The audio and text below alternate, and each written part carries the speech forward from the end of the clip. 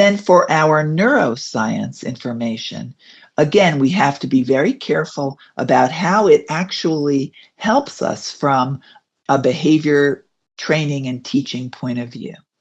People will often argue, why is the man running up the tree? Is he running because he feels fear? Does he feel fear because he's running? And from a behavioral perspective, we would say that neither of those questions get to the heart of the matter.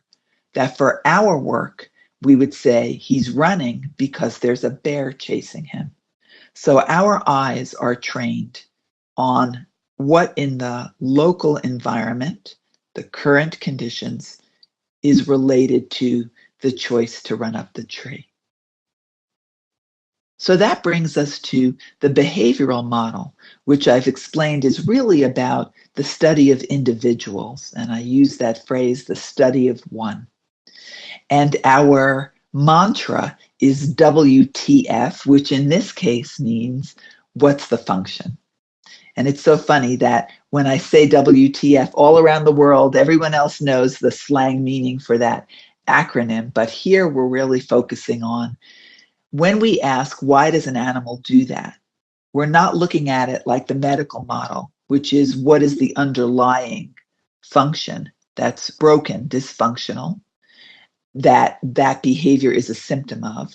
We're not looking at it from an ethological perspective, which is what was the function from a natural selection point of view, a fit with the environment in which that species lives.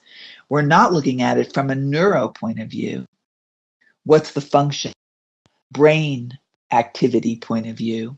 We're asking what's the function in terms of how does behavior change the environment in a way that has value for the animal.